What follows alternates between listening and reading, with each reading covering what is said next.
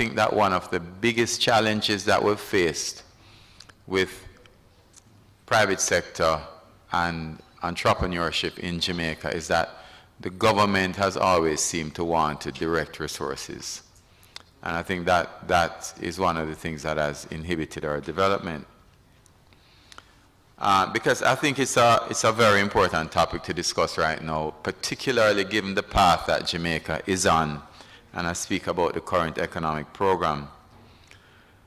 The fact is that growth in Jamaica is really going to be sustainable only through the input of entrepreneurial activity.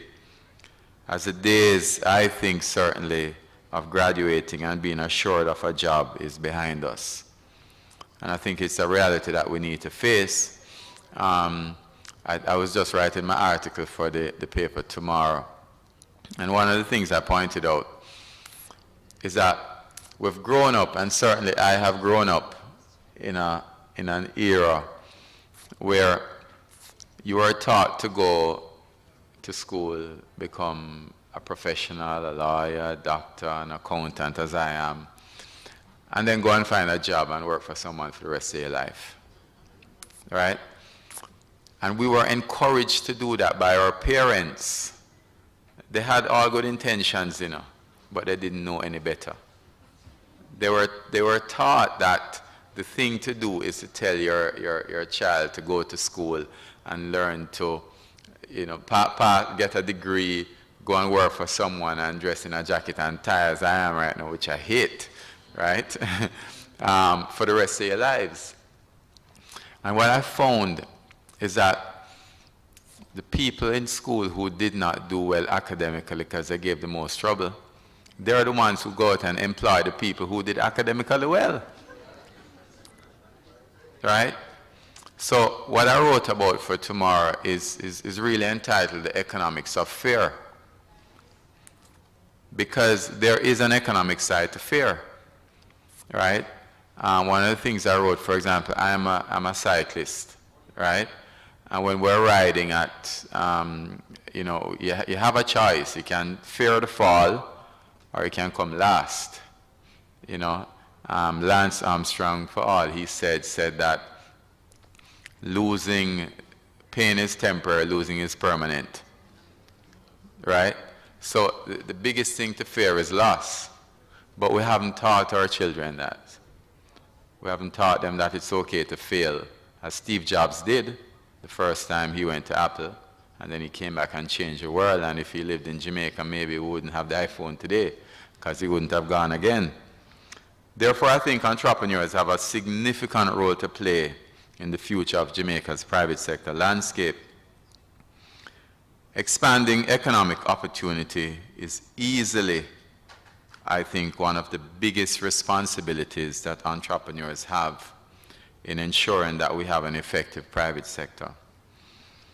It's important to understand, though, that, and this is a fallacy we have in Jamaica, the entrepreneur should pursue economic opportunity, not because he's a nationalist, because we tend to think that capital should have a nationalistic ring to it.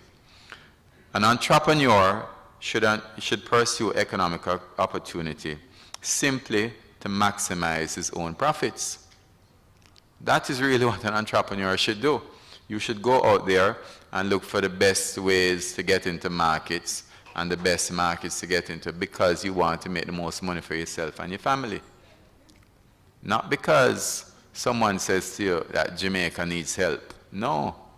In a global environment that we're in now, Dr. Davis mentioned it, what entrepreneurs need to do is go out there and be the most competitive they can be. And because we have not done that in Jamaica, we've seen 40 years of productivity decline, to the point where the average GDP per capita in 2001, I think it was 90% of the real GDP per capita in 1972. That's what we've gotten ourselves into. So we've failed to see this as a country, and therefore one of the most significant responsibilities of entrepreneurs is for their businesses to consistently turn a profit. In other words, as Julian said previously, we need to get to the point where we have great ideas in Jamaica. But what we have not been able to do, and I commend Startup Jamaica efforts, is we haven't been able to monetize the ideas we have. And you know, if you have a good plan every day, you end up with a great career in planning, you know, with no money in your pocket. And at the end of the day, the most important thing is the cash. Nothing else matters, right? That's the most important thing. And this, I think, in the pursuit of individual opportunities and individual profits, I think this is simply the only way to ensure that a private sector remains effective and viable from an economic point of view, which, as I said, is the most important thing, but it's not the only thing. Central to profit maximization is the creation of meaningful and sustainable jobs, which is a result of increased productivity, right? Let's understand that. Job creation is not, cannot be sustained as a result of welfare, which is what we've tried to do for the last 40 years. It's only through increased productivity that people should get jobs. And this is one of the problems that we have in Jamaica, and I think is one of the biggest risks that we face going forward, that our workforce is not productive enough in many respects to be employed in a competitive environment.